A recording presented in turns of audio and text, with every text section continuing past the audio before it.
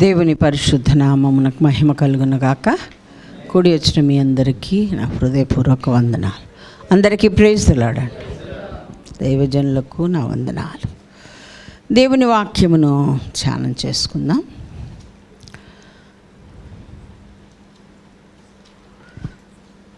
వరుసగా నేర్చుకుంటున్నాం కొన్ని మాటలు.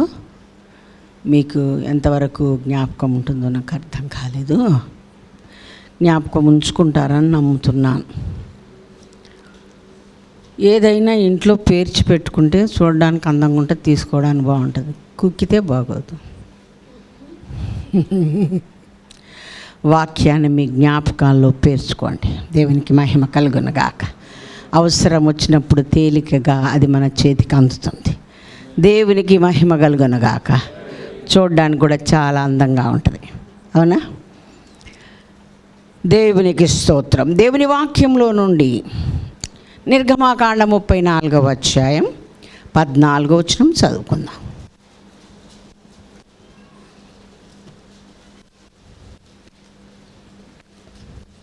ఏలయనగా వేరొక దేవునికి నమస్కారము చేయవద్దు.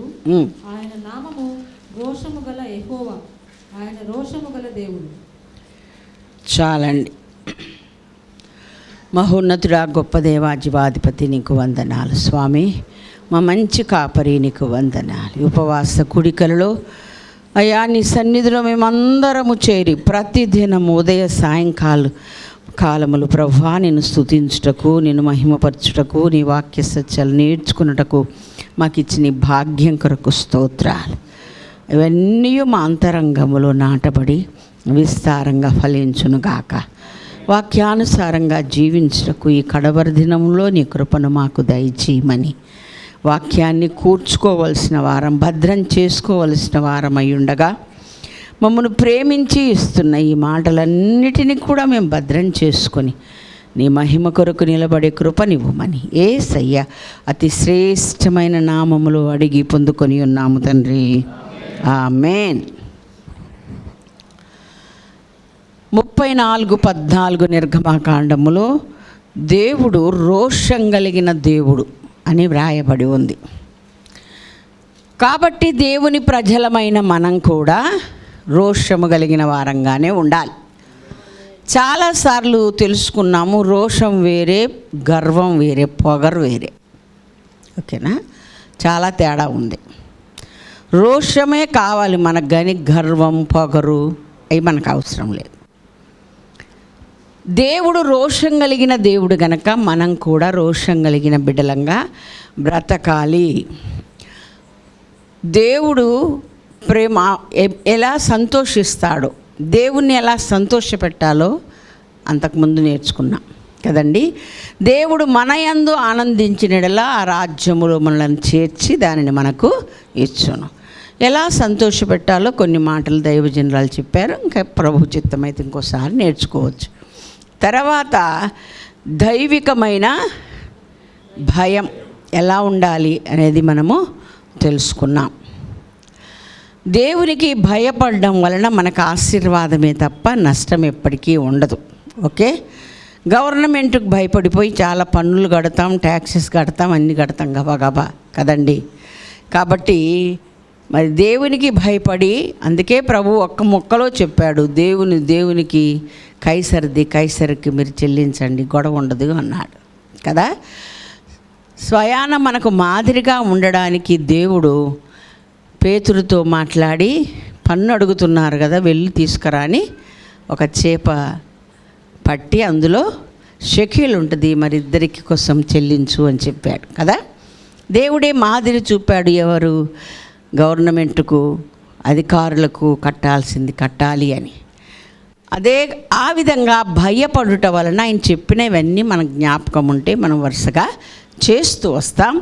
అలా చేయుట వలనే మనకు దీవెన తరతరముల వరకు ఉంటుంది అని నిన్నటి దినం దేవుడు మనతో మాట్లాడారు.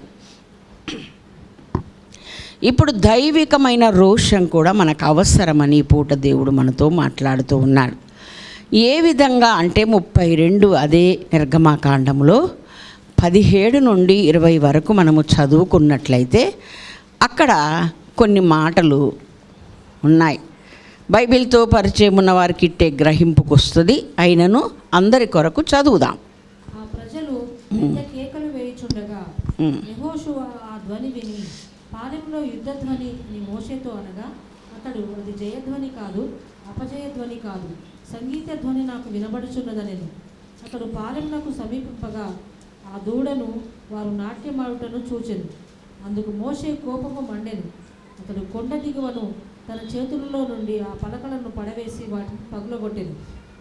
మరియు అతడు వారు చేసిన ఆ దూడను తీసుకొని అగ్నితో కాల్చి పొడి చేసి నీళ్ళ మీద చల్లి ఇశ్రాయేలుల చేత దాన్ని త్రాగించెను. చాగలండి. 40 దివారాత్రులు దేవుని సన్నిధిలో ఉన్నాడు. సీనాయి పర్వతంలో మహిమలో వెలుగులో ప్రభుతో కూడా ఉండి, ప్రభు ఇచ్చిన ధర్మశాస్త్రం అంతటిని తీసుకొని ఆయన చేవ్రాతతో వ్రాయబడిన రాతి పలకలను తీసుకొని మోషే దిగి వచ్చాడు. ఈలోపే వీరు ఆ మోషే ఏమాయనో అని కంగారు పడిపోయి గొడవ చేసి అహరోనుతో దెబ్బలాడి వాళ్ళు ఒక దూడని చేసుకొని దానిని ఇదే మమ్మల్ని నడిపించిందని, ఎంత అవివేకులు, ఎంత అజ్ఞానులో మనకు అర్థమవుతుంది కదండి. దేవుని మీది నుండి మనస్సు తొలగిపోతేనండి ఇంక ఏం చేస్తున్నామో మనకే తెలియనంత భయంకరమైన క్రియలు మనం చేస్తాం. అదొక్కటి మనం గుర్తుపట్టుకోవాలి. దేవుని మీద నుండి మనస్సు తొలగిపోకుండా మనం జాగ్రత్త పడాలి. అలా తొలగిందా ఆ ఆకృత్యాలు, ఆ కార్యాలు చిన్న వాళ్ళకి పెద్దవాళ్ళకి ఎందింత దరిద్రం అనేలాగా ఉంటాయి. దేవునికి స్తోత్రం, హల్లెలూయా. అయితే ఈ ఏగలేక వాళ్ళతో పడలేక వాళ్ళని వదిలేశాడు. ఎవరు? అహరోను. మోషే అయితే ఆ పలకలు పట్టుకొని దిగి వచ్చాడు. యెహోషువ పాలెంలో కబురు పెట్టాడండి, అక్కడే ఉన్నాడు. ఆయన కొండ పైన ఉంటే ఈయన కొండ దిగువన ఉన్నాడు. నమ్మకత్వం అంటే అది. అందుకే ప్రభు అన్నాడు, వెంటనే నా తర్వాత ఎవరిని పెడతావయ్యా, మరి కాపరి లేని గొర్రెల వల్ల వీళ్ళు ఇదైపోతారంటే యెహోషువ ఉన్నాడు కదా అని వేలు అతని వైపు చూపించాడు. దేవునికి స్తోత్రం, హల్లెలూయా. నమ్మకమైన వారికి దీవెనలు మెండుగా కలుగును అన్న మాట యెహోషువ విషయంలో నెరవేర్చబడింది. దేవునికి స్తోత్రం, హల్లెలూయా. అయితే మోషేకు యెహోషువకి ఏంటి తేడా అంటే, పాళెంలో ఏం జరుగుతుందో మోషే గుర్తుపట్టగలిగాడు కానీ ఈయన గుర్తుపట్టలేకపోయాడు కదా. ఆయన సంగీత ధ్వని, యుద్ధ ధ్వని అని చెప్తే కాదు అది సంగీత ధ్వని అని చెప్పాడు. అంటే నమ్మకత్వం ఉంటే దీవెనలు మెండుగా వస్తాయి, కానీ ఆధ్యాత్మిక వివేకము, అజ్ఞానం రాదు, వివేచన రాదు.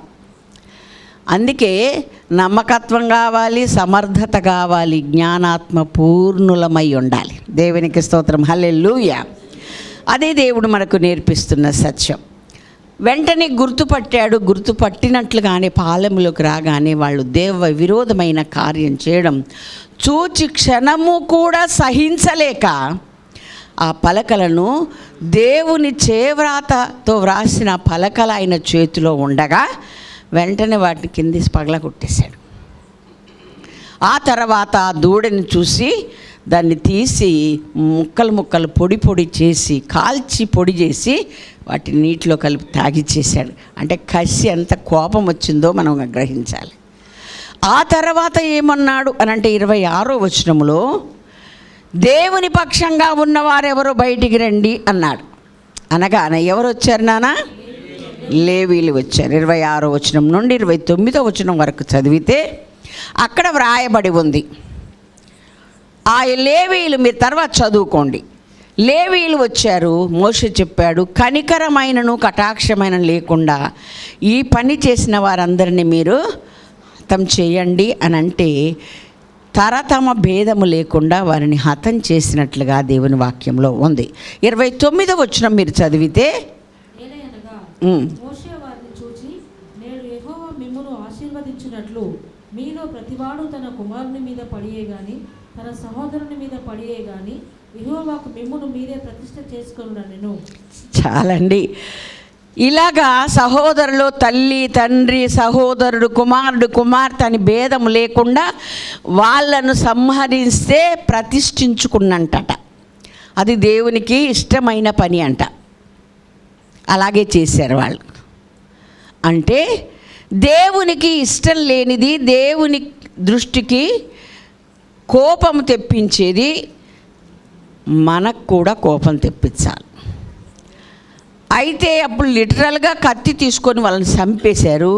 ఇప్పుడు వాళ్ళలో ఉన్న చెడును వాక్యం అనే ఖడ్గం ద్వారా తొలగించాల్సిన అవసరత మనందరి మీద ఉంది. దేవునికి స్తోత్రం. అలా చేసి మిమ్మును మీరు ప్రతిష్ఠించుకోండి అన్నాడు. నిజంగానే వాళ్ళు ప్రతిష్ఠిత జనముగా ఉన్నారని, అది వారికి దీవెనకరంగా మార్చబడిందని ద్వితీయోపదేశకాండం 33వ అధ్యాయం 9 నుండి 11 వరకు దేవుడు రాశాడు. ఆ దీవెనకరమైనటువంటి శాశ్వతమైన దైవికమైన పరిచర్య చేయుటకు ఆ వంశమంతటికి తరతరములుగా ఉండేలాగా దేవుడు ఆశీర్వదించాడని, వారిని ప్రతిష్ఠించాడని, వారి ప్రతిష్ఠిత జనమని లేవీయుల గురించి వ్రాయబడి ఉంది. దేవునికి స్తోత్రం. హల్లెలూయా. అంటే ఇప్పుడు లేవీయులకున్న రోషం, మోషే లేవీయుడేనా? ఏమండి, మోషేకు రోషం వచ్చింది. మోషేకు రోషం వచ్చి ఎవరన్నా ఇంతమందిలో దేవుని పక్షంగా ఉన్నవారు బయటికి రండి, లేవీలే వచ్చారు.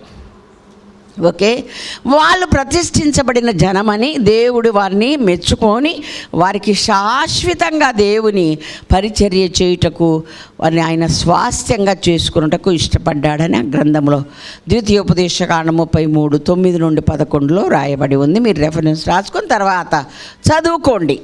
ఇంకా ముందుకు వెళ్దాం దేవుని వాక్యంలో నుండి. సంఖ్యాకాండం 25వ అధ్యాయం 7 నుండి 9 వరకు చదువుదాం. యాజకుడైన అహరోను మనుమడును ఎలియాజరు కుమారుడైన ఫీనెహాసు అది చూసి సమాజం నుండి లేచి చేత పట్టుకొని పడక చోటికి ఆ ఇశ్రాయేలుని వెంబడి వెళ్ళి ఇద్దరిని, అనగా ఆ ఇశ్రాయేలుని ఆ స్త్రీని కడుపులో గుండా దూసుకొని పోవునట్లు పొడిచారు. అప్పుడు ఇశ్రాయేలులో నుండి ఆ తెగులు నిలిచిపోయేది. చాలండి.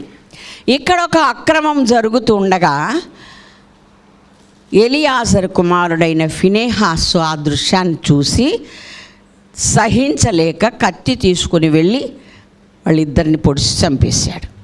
ఎప్పుడైతే ఆ యొక్క దైవ విరోధమైన కార్యానికి వారిద్దరూ ఏకీభవించి తలపెట్టారో ఆల్రెడీ తెగులు ప్రారంభమై ఇశ్రాయిల్లో 24,000 మంది అప్పటికే చనిపోయినట్లుగా అక్కడ వాక్యంలో వ్రాయబడి ఉంది. వీళ్ళు దూడను చేసుకొని నాట్యమాడుట చూడగానే కోపం వచ్చింది ఎవరికి? మోషేకు. ఇక్కడ కూడా ఫీనెహాసు దైవ విరోధమైన కార్యమునకు వారిరువురు మరి తలపెట్టి ఏకీభవించి వాళ్ళు తలపెట్టిన ఆ సంగతి చూడగానే రోషం వచ్చింది. ఎవరితో చర్చించుకోలే, ఏం చేద్దాం అనలే. దైవిక రోషం ఎట్లుంటుంటే 2-3 కలిస్తేనే కాదు, చూసిన ప్రతి ఒక్కడికి రావాలి. దేవునికి స్తోత్రం. హల్లెలూయా, హల్లెలూయా. ఎవడో రోషం బూస్ట్ చేయక్కర్లేదు, ఎక్కించక్కర్లేదు. నిజంగా దైవికమైన మనస్సే, దైవికమైన విధానమే ఉండి వాక్యాన్ని ఉన్నదున్నట్టు అనుసరించే వాళ్ళమైతే దైవ విరోధమైన కార్యము ఎవరిలో జరగటం మనకు కనపడిందో మనకు అప్పుడే వచ్చేయాల కోపం. అది దైవికమైన రోషం అని దేవుని వాక్యంలో వ్రాయబడి ఉంది. అదే తారతమ భేదము లేకుండా దాన్ని చూపించాలి అని కూడా దేవుని వాక్యం మనకు నేర్పిస్తూ ఉంది. దేవునికి స్తోత్రం. హల్లెలూయా. ఫీనెహాసు ఎప్పుడైతే ఆ ఇరువురిని కత్తి తీసుకొని పొడిచి చంపేశాడో తెగులు ఆగిపోయింది.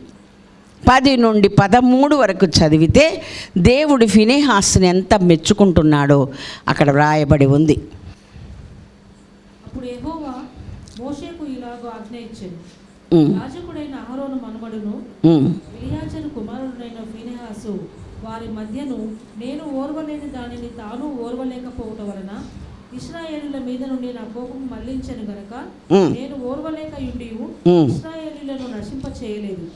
కాబట్టి నీవు అతనితో ఇట్లను, అతనితో నేను నా సమాధాన నిబంధనను చేయుచున్నాను.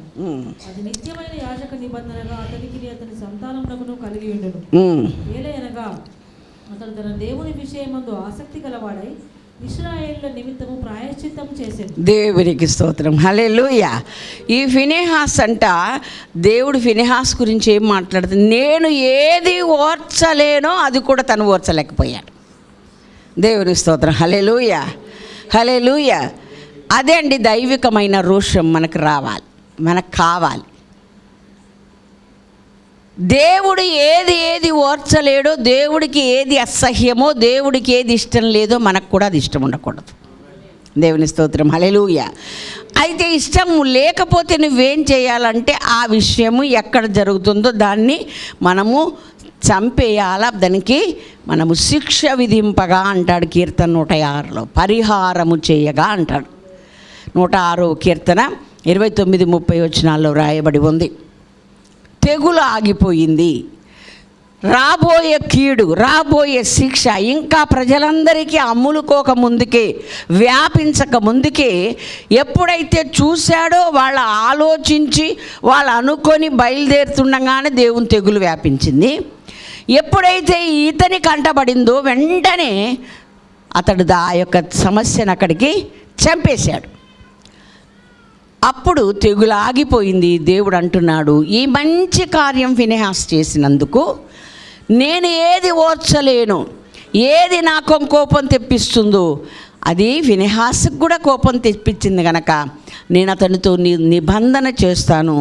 అతడు తరతరముల వరకు అతనికి యాజకత్వం జరిగించటం వరకు ఉంటుంది అని చెప్పాడు. అని అతడు తన దేవుని విషయమందు ఆసక్తి కలిగిన వాడై ఇశ్రాయేలుల నిమిత్తం ప్రాయశ్చిత్తం చేశాడు. దేవుని స్తోత్రం, హల్లెలూయా. ఇతనెవరు? లేవిడేనా? డౌటా? అక్కడ ఉందిగా, అహరోను కుమారుడైన ఎలియాజరు కుమారుడు. అహరోను లేవీడే కదా. దేవునికి మహిమ కలుగునగాక. అతన్ని దేవుడు తరతరములకు దీవెనగా అతని బట్టి అతని వంశాన్ని దీవించాడు.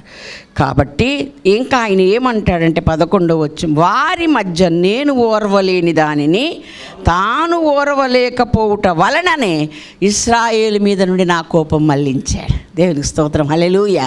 అంటే మన కుటుంబాల మీద కోపం, శాపం దేవునిది రాకుండా మనం గనక ఆ యొక్క ప్రాయశ్చిత్తం చేయడానికి పూనుకుంటే గనక మనం ఎంతమందినో బతికించిన వాళ్ళం అవుతాం. దేవునికి స్తోత్రం, హల్లెలూయా.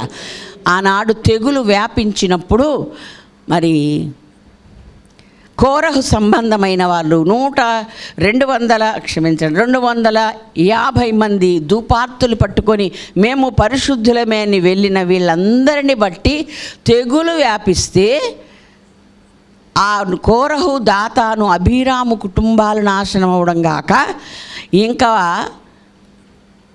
దేవుని ప్రజలను మీరు అనవసరంగా చంపేశారన్నారు. వీళ్ళకి ఎంత బుద్ధి లేదో నాకు అసలు అర్థం కాదు. ఆ కాలం లేనట్టు బాగుండరు. ఏమండి, వాళ్ళు దేవుని ప్రజలైతే అలాగెందుకు మాట్లాడతారు? అలా ఎందుకు చేస్తారు? దేవుని కోపం ఎందుకు వారి మీదకి వస్తుంది? అర్థం చేసుకోవాలి కదా. అలా అనేసరికి మరలా తెగులు పుడితే అడ్డం పడిపోయాయి. అందరినీ చంపకయ్యా, దయచేసి అహరోను మోషేలు అడ్డం పడి అప్పుడు చచ్చిన వారికి బ్రతికిన వారికి ధూపార్తి పట్టుకొని నిలబడితే తెగులు ఆగిపోయింది. దేవునికి స్తోత్రం, హల్లెలూయా. నేటికి మనము కూడా దేవుని ఎరిగిన వారం ఆ పనే చేయాల్సిన వారమై ఉన్నాం. చాలామంది అపరాధముల చేత, పాపముల చేత చచ్చిన వారుగా ఉంటే నేనైతే రక్షణ పొందాను, నేనైతే ప్రభు దగ్గరికి వచ్చాను, నేనైతే ప్రభుని ఎరిగాను, బతుకుతున్నాను అనుకోకూడదు. అంతటితో సరిపెట్టుకోకూడదు. రాబోతున్న ఉగ్రత తొలుగునట్లుగా వారిలో నుండి దైవ విరోధమైనది ఏదైనా ఉంటే దాన్ని తీసివేయుటకు, తొలగించుటకు, శాశ్వత పరిష్కారం చేయుటకు మనం పూనుకోవాలి అని దేవుని వాక్యం ద్వారా మనము నేర్చుకుంటూ ఉన్నాం. అప్పుడు నిజమైన ఖడ్గముతో వాళ్ళను చంపేశారు. ఇప్పుడు వాక్యమైన ఖడ్గం మనం ఉపయోగించాల్సిన అవసరము ఉంది. హెబ్రీ 4:12 ఆ మాటే వ్రాయబడి ఉంది. మీరు ఇంటికి వెళ్ళి పదే పదే చదువుకోవచ్చు. తలంపుల్లో, మూలుగుల్లో, ఆలోచనలో దూరి చెడుగును తొలగిస్తుంది అని వాక్యంలో ఉంది. దుష్టుని యొక్క అగ్ని బాణములన్నీ ఆర్పుటకు మన చేతిలో ఎప్పుడు ఉండవలసిందేంటి అంటే ఎఫెసీయులు 6:17 వాక్య ఖడ్గమే అని రాయబడి ఉంది. కాబట్టి ఈ వాక్య ఖడ్గం నీ చేతిలో ఉంటే సరిపోదు, అది నువ్వు ఉపయోగించడం నేర్చుకోవాలి, ఎప్పుడు వాడాలో నేర్చుకోవాలి. దేవునికి స్తోత్రం, హల్లెలూయా. కత్తి సామె ఎలాగొచ్చింది అనుకుంటే ప్రజల్లో తిప్పుకుంటూ వెళ్ళాడు అనుకో, మా మంచుడంతా చచ్చిపోతారు. అలాంటి పిచ్చి పనులు చేయొద్దు.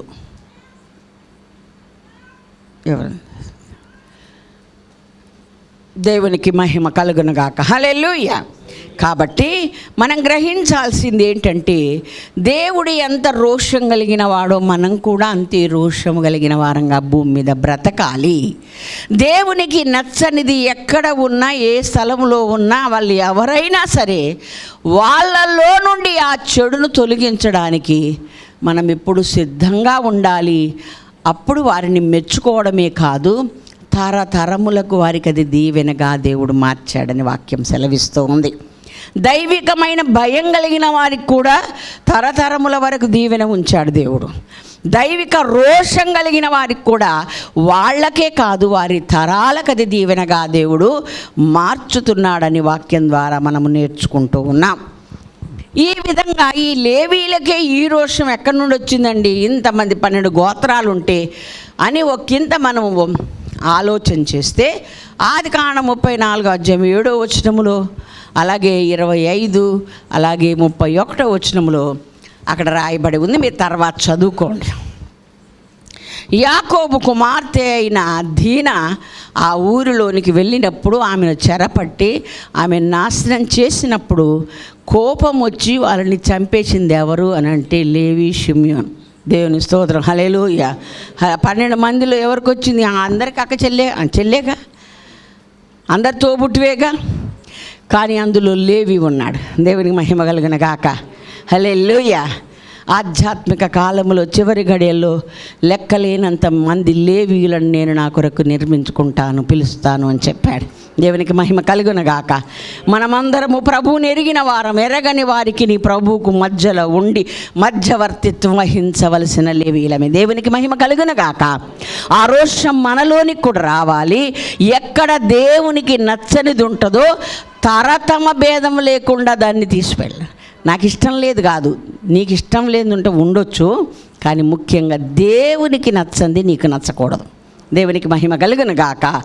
అందుకనే వాళ్ళ నుండి ఈ తరం దాకా, ఫినెహాస్ దాకా అది వస్తూనే ఉంది.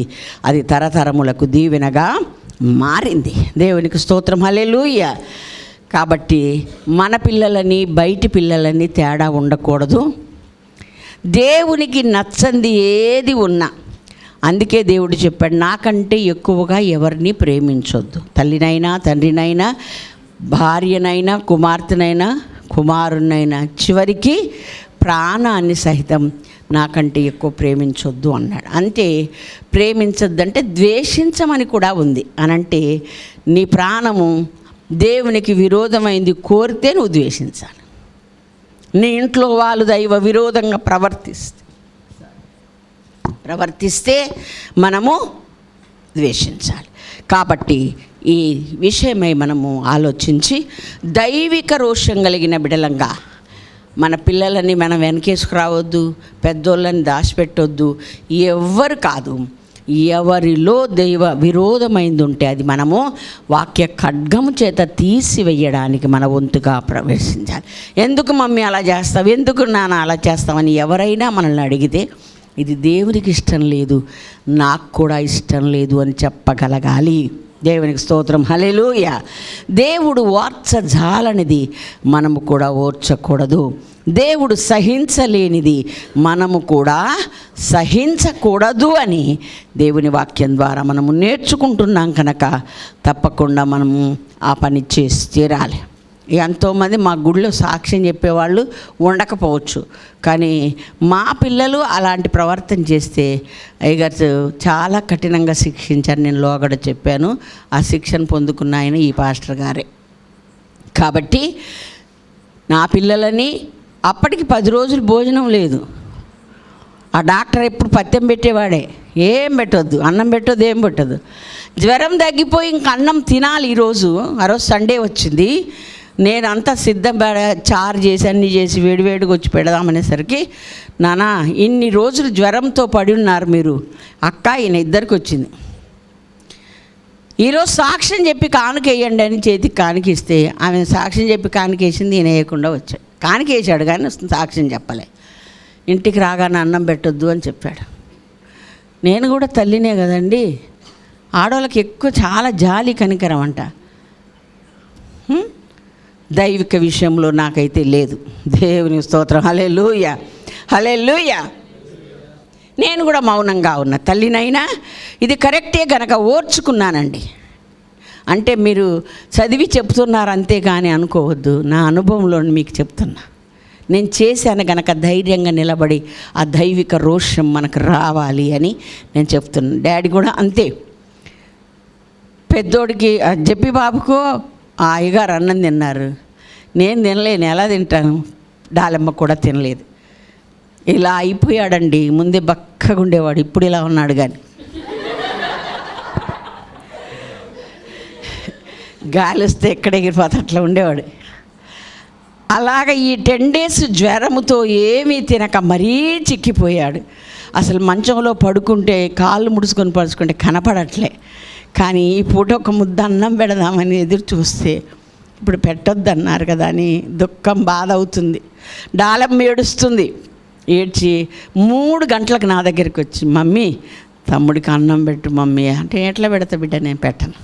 అదే మమ్మీ తమ్ముడు క్షమించమని అంటున్నాడు, ఇంకెప్పుడు అట్లా చేయడంట అని అంటే, ఆ మాట నాకు చెప్పొద్దు, ముందు దేవుని దగ్గర క్షమాపణ అడగమను, తర్వాత వెళ్ళి డాడీని అడగమను, అంతే నేను పెడతా, అప్పుడు పెట్టను అని చెప్తే అమ్మ అడుగుతాడంట, మరి వెళ్ళి అడగమను. 3 గంటలకు మమ్మీ నేను నా దగ్గరికి వచ్చాడు, మమ్మీ నేను దేవుని సారీ చెప్పి ప్రార్థన చేసుకున్నాను, మా మంచిది నాన్న, అయితే డాడీని అడిగిరా. డాడీ గదిలోకి వెళ్ళి, డాడీ ఇంకెప్పుడు నేను అలా చేయను, ఈసారి సాక్ష్యం చెప్తాను డాడీ, సారీ డాడీ అని చెప్తే, ప్రార్థన చేసావా మరి దేవుని దగ్గర అడిగాను డాడీ. అప్పుడు నన్ను పిలిచి వీడికి అన్నం పెట్టు అంటే, అప్పుడు వాడికి అన్నం పెట్టి నేను డాలి తిన్నాను. ఏమండి, చాలామంది తల్లులు అంటారు, సాలేవయ్యా నువ్వు చిన్నప్పుడు ఇంతగా చేసినావు ఇంట్లో, నువ్వు భయపడలేదా, నువ్వు కూడా భయపడ్డాడేం పిల్లోడు ఏంటి అని వెనకేసుకొస్తాను. అలాగా బాగా ఆకురాయి బిట్టి ఉద్యం కనుక ఇప్పుడు అందరిని అదే పని చేస్తారు. దేవునికి మహిమ కలిగిన గాక. ఒక్క చిన్న విషయం కూడా సహించేది లేదండి, ఎందుకంటే వాక్యం చెప్పింది కాబట్టి మనము చెప్పుతున్నాం, అనుసరించే వారంగా ఉండాలి. మనం ముందు చేయాలి, మన ఇంటి నుండే ప్రారంభించాలి. అనేకులకు తప్పకుండా మనము దీవెనకరంగా మన వంశాలు దీవించబడేలాగా ఉంటాయి. కాబట్టి దైవికమైన భయం కలిగి ఉండే మనం దైవిక రోషం కూడా కలిగి తరతరములకు దీవెనకరంగా ఉండేలాగా మనమందరం ప్రయాసపడదాం. అట్టి కృప దేవుడు మనందరికి అనుగ్రహించును గాక. దేవుడి మాటలు దీవించును గాక. ఆమేన్. హల్లెలూయా.